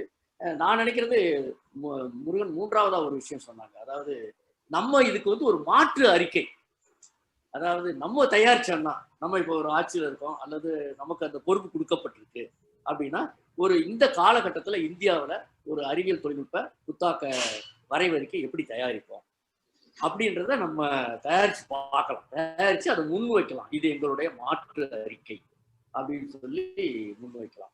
ஸோ அப்படி முன்வைக்கிறதுக்கும் இந்த அறிக்கை நம்ம உள்ள போய் படிச்சாகும். அதுக்குள்ள என்ன விஷயங்கள் இருக்கு, அது என்ன சொல்லியிருக்காங்க, என்ன சொல்லாம விடப்பட்டிருக்கு அப்படின்ற விஷயங்களுக்கும் அது பயன்படும். ஸோ அதை அவங்க 3ஆவது பாயிண்டா சொன்னாங்க. அதுவும் ரொம்ப அருமையான விஷயம். ஸோ ஒட்டு மொத்தத்துல இந்த அறிக்கையை பற்றியும் அறிக்கையை எப்படி அணுகுன்றதை பற்றியும் ரொம்ப அருமையா முருகன் அவர்கள் விளக்கி சொன்னாங்க. அதே போல நான் முதல்ல அவங்க வந்து இதுக்கு வந்து இவங்க தான் பொருத்தமா இருக்கும் நான் தேர்ந்தெடுத்து அவங்கள்ட்ட சொன்னேன். பட் அவர் வந்து வேறு 2 பேரை சொன்னாரு, என்னை விட அவங்க வந்து இதை சிறப்பா பண்ணுவாங்கன்னு சொன்னாரு.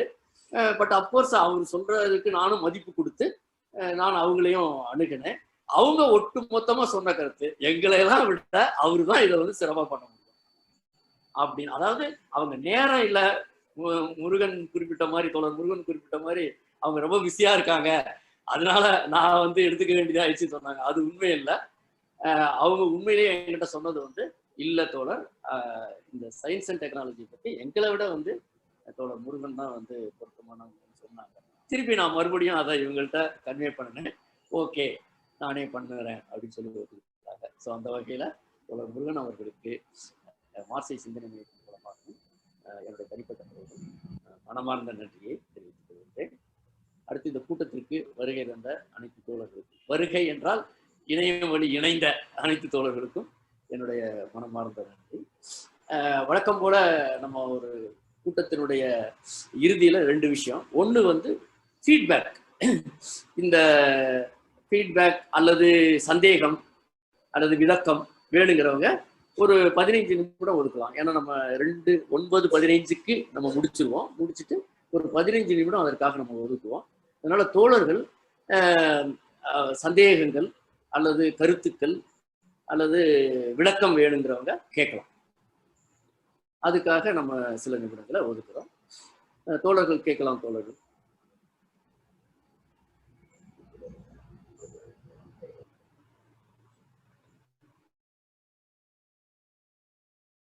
சார் எல்லாருமே மியூட் பண்ணிக்க, அவங்க மைக் ஆன் பண்ணிக்க முடியும். ஸோ பேசலாம். பேச விரும்புறவங்க அன்மியூட் பண்ணிட்டு பேசலாம். அன்மியூட் பண்ண அலோவ் பண்ணியிருக்கு. தோழர்கள் தங்களை அன்மியூட் பண்ணிட்டு பேசலாம். கருத்து சொல்லணும்னாலும் சொல்லலாம், அல்லது ஃபீட்பேக்கா கமெண்ட் அல்லது ஃபேஸ்புக்ல எல்லாம் கீழே கமெண்ட் எழுதுவீங்கல்ல, பாராட்டியோ எதிர்த்தோ, அந்த மாதிரி கருத்து உள்ளவங்களும் சொல்லலாம்.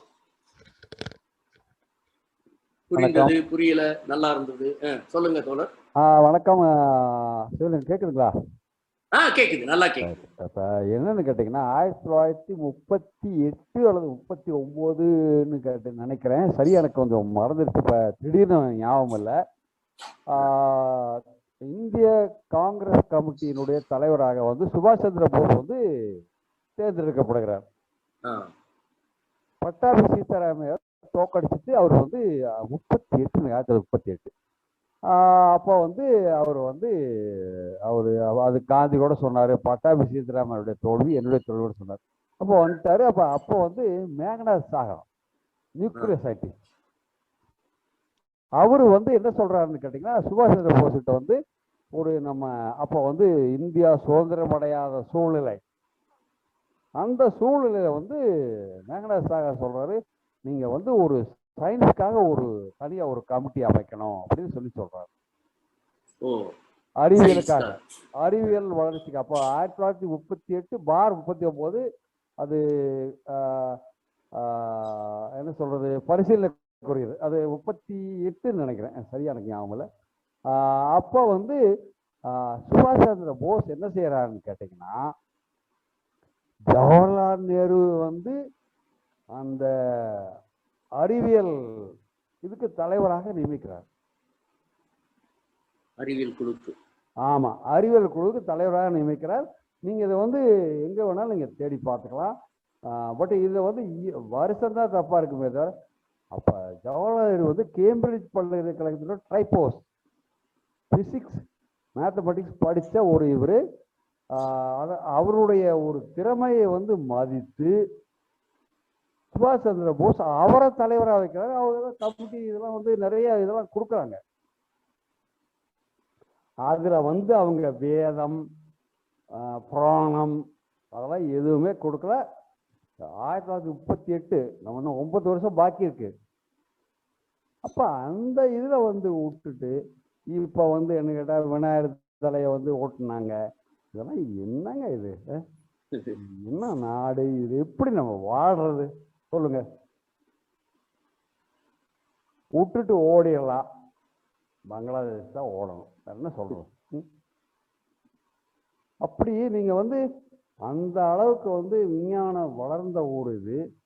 1925ல இருந்து 1947 வரைக்கும் விஞ்ஞானத்துல எந்த விதமான பங்கும் ஏற்காத ஒரு அமைப்பு நம்மை அடிமைப்படுத்துகிறது. நம்ம என்ன செய்யறது சொல்லுங்க.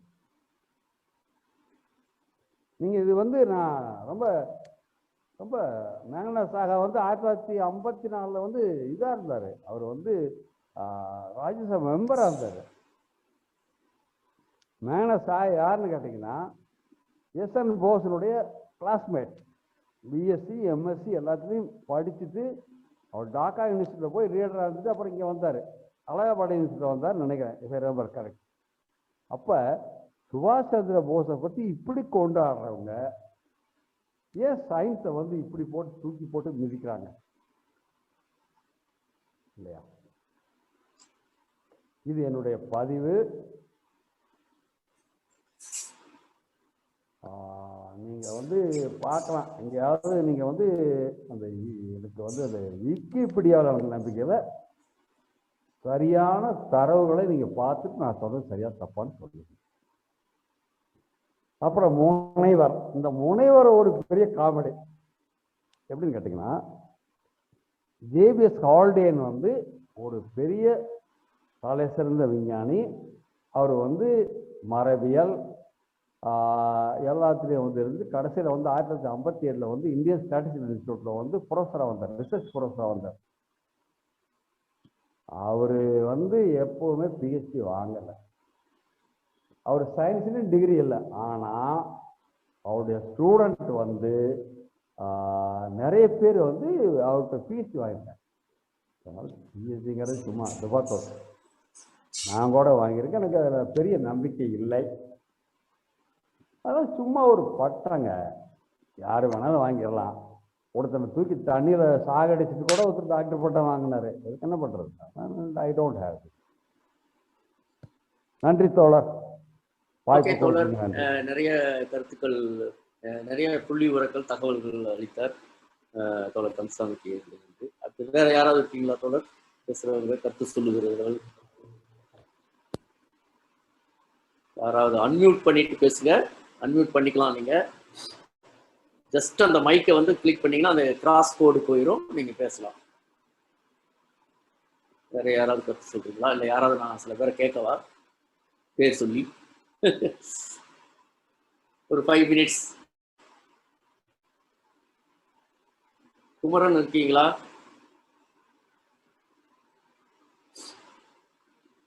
குமரன் வணக்கம் தோழர். சொல்லுங்க, ஏதாவது கருத்து சொல்லுங்க. ஒப்பீனியன். கருத்து ரொம்ப நல்லா பேசினாரு இந்த பிஜேபி இந்த விஞ்ஞான கொள்கை பற்றி. பட் எப்படி ஒரு திட்டம் வைக்கிறாங்களோ அதே மாதிரி தான் இதுலயும் வழக்கம் போல. ஆமா, திடீர்னு வந்து ஜிடிபி $6 trillion ஆக்கும் அப்படிப்பாங்க.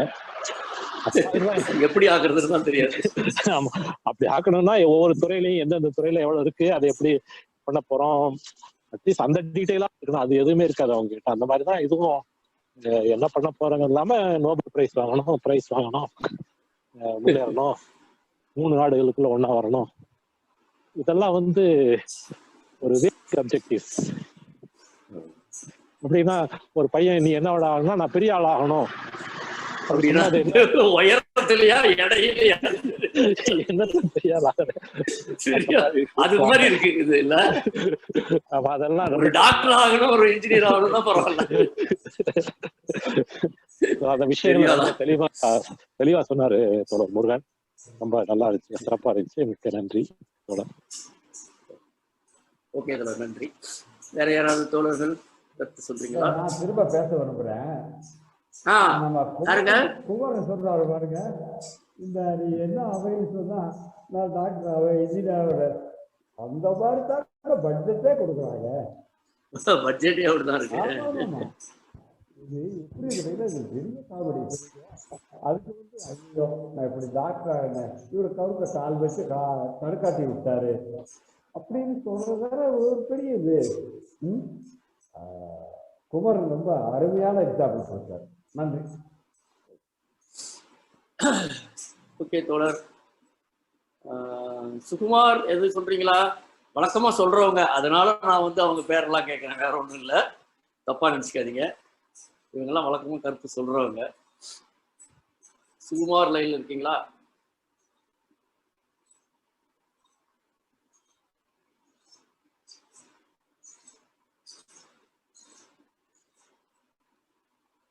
ஓகே தோழர், வேற யாரும் இல்லைன்னா நம்ம முடிவு கூட்டத்தை வந்து முறைப்படி முடித்து வைப்போம். தோழர்களே, கடைசியா வந்து 2 விஷயங்கள் நம்ம சொல்லுவோம். ஒன்று வந்து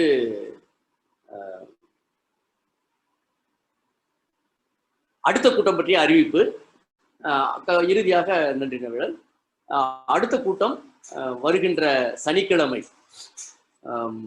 வந்து 13 பிப்ரவரி மாதம் 13ஆம் தேதி சனிக்கிழமை அன்று நம்மளுடைய அமர்வு இருக்கு. இதே 8 மணிக்கு ஜூம் வழியாக. பேச இருப்பவர் வந்து தோழர் குமரன் வந்து நான் ஏற்கனவே சொல்லியிருந்தேன் இதை, பட் அந்த கூட்டம் அப்ப நடத்த முடியல. அதாவது பாகிஸ்தான் பிரிவினை, இந்தியா பாகிஸ்தான் பிரிவினையில பாகிஸ்தான் பிரிவினை பற்றி சில வரலாற்று தகவல்கள், குறிப்பாக பாகிஸ்தானை சேர்ந்த ஒருத்தர், அவர் இப்பொழுது வந்து நார்வே நினைக்கிறேன், அங்க வந்து செட்டில் ஆனவர். அவர் வந்து சில வீடியோக்கள், சில நூல்கள்லாம் எழுதியிருக்காரு. அவருடைய பார்வையில இந்த வரலாற்று நிகழ்வை பற்றி பல கருத்துக்கள் கூறியிருக்கிறாரு. அதுல சில விஷயங்கள் புதிய விஷயங்கள்லாம் இருக்கு அப்படின்ற மாதிரி குமரன் அதை பற்றி நம்ம விவாதிக்கணும் அப்படின்னு சொன்னாரு. ஸோ அதனால அந்த தலைப்பு வருகின்ற சனிக்கிழமை 13ஆம் தேதி தோழர் குமரன் பாகிஸ்தான் பிரிவினை அப்படின்ற தலைப்புல பேச இருக்கிறாங்க. இதுதான் அடுத்த கூட்டம் பற்றிய அறிவிப்பு. தோழர்கள் அனைவரும் இன்று வந்த தோழர்களும் சரி, அவங்களுடைய நண்பர்களையும் குமரன் பேசுங்க. கரெக்டா தலைப்பு வந்து கரெக்ட் தான். பாகிஸ்தான் பிரிவினை காரணங்களும் விளைவுகளும். பாகிஸ்தான் பிரிவினை காரணங்களும் விளைவுகளும். காரணங்களும் விளைவுகளும். சாரி, நடுவில் ஒரு முன்னாள் ஆகிடுச்சு. ஸோ பாகிஸ்தான் பிரிவினை காரணங்களும் விளைவுகளும், அதுதான் தலைப்பு. நன்றி குமரன். ஸோ அடுத்த தலைப்புக்கான அறிவிப்பு நாங்கள் நாளைக்கே தந்துடுவோம். நாளைக்கு வந்து உங்களுக்கு வந்து முதல்ல வந்து இமெயில் மூலமா உங்களுக்கு தகவல் வரும், இமெயிலில் தொடர்பு இருக்கிறவங்களுக்கு. அடுத்த நாள் வந்து வாட்ஸ்அப் மூலமா உங்களுக்கு மெசேஜ் கிடைக்கும். அதை வந்து பல குழுக்களில் இருக்கிறவங்க பல பேர் அவங்க உறுப்பினராக இருக்கிற குழுக்களுக்கும் ஃபார்வர்ட் பண்ணுவாங்க. ஸோ பரவலாக எல்லா தொடர்புகளையும் ஃபேஸ்புக் பேஜ்லையும், மார்க்சிய சிந்தனை மைய ஃபேஸ்புக் பேஜ்லையும் இந்த விவரம் நாளைக்கு இடம்பெறும். தோழர்கள் தொடர்ந்து அதை கவனிச்சுட்டு வரணும். மார்க்சிய சிந்தனை மைய பேஜ், நம்ம யூடியூப்லேயும் நம்ம வந்து ஒரு சேனல் வச்சுருக்கோம், மார்க்சிய சிந்தனை மையம்னு. அந்த யூடியூப் நீங்கள் என்னென்னா இதை சர்ச் பண்ணி பார்க்கணுன்னா தமிழில் டைப் பண்ணணும். ஃபேஸ்புக்கில் வந்து சர்ச் பாக்ஸ்க்குள்ள மார்க்சிய சிந்தனை மையம் அப்படின்னு சர்ச் பண்ணிங்கன்னா நம்மளுடைய பேஜ் வரும். அதில் எல்லா வீடியோக்கள், இதுக்கு முன்னாடி நடந்த வகுப்புகள் எல்லாமே இருக்கும். அதே போல் யூடியூப் சேனல்லையும் நீங்கள் சர்ச் பாக்ஸில் போய் மார்க்சிய சிந்தனை மையம் அப்படின்னு டைப் பண்ணணும். நிறைய வரும். அதில் நீங்கள் ஃபில்டர்னு ஒன்று இருக்கும். அந்த ஃபில்டரை கிளிக் பண்ணிங்கன்னா பேஜஸ், அந்த மாதிரி சேனல்ஸ் அந்த மாதிரி இருக்கும். அதில் நீங்கள் சேனல் அப்படிங்கிறத செலக்ட் பண்ணணும். இல்லைன்னா பல இதுவும் கலந்து வரும் உங்களுக்கு. மார்க்சிய சிந்தனை மையம்னா வேற ஏதாவது அரங்குகளில் இந்த வார்த்தைகள் இடம்பெற்றிருந்தா கூட அதுவும் உங்களுக்கு சேர்ந்து வரும். ஸோ அதில் ஃபில்டரில் வந்து சேனல் அப்படின்றத செலக்ட் பண்ணிங்கன்னா நம்ம சேனல் வரும். அதில் இதுக்கு முன்னாடி நடந்த வகுப்புகள் அனைத்தினுடைய வீடியோக்களும், இப்போ இந்த வகுப்பு தவிர இதற்கு முன்னாடி நடந்த வகுப்புகள் அனைத்து வீடியோக்களும் அதில் இடம்பெற்றுள்ளன. ஸோ அதை நீங்கள் உங்கள் தோழர்களுக்கும் சொல்லணும். எதுவும் நீங்கள் விடுபட்டு போயிருந்தாலும் தாராளமாக நீங்கள் அதில் போய் அந்த ஸ்பீச்சை கேட்டுக்கலாம். அதையும் தோழர்கள் கவனத்தில் வச்சுக்கணும்னு சொல்கிறேன். ஸோ இறுதியாக நன்றி உரை. முதல்லையே நான் வந்து தோழர் முருகனுக்கு நன்றி சொல்லிட்டேன். இருந்தாலும் மீண்டும் ஒரு முறை இந்த கூட்டத்தினுடைய சிறப்பு சொற்பொழிவாக இருந்து அருமையான சொற்பொழிவை நிகழ்த்திய தோழர் குமரன் அவர்களுக்கு, தோழர் முருகன் அவர்களுக்கு மார்க்சிய சிந்தனை மையத்துடைய நன்றியை தெரிவித்துக் கொள்கின்றேன். அடுத்ததாக கூட்டத்திற்கு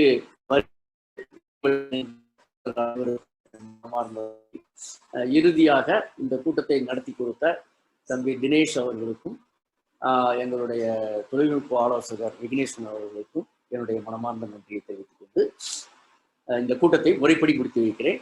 அனைவருக்கும் மீண்டும் ஒரு முறை வணக்கம், நன்றி. Thank you sir.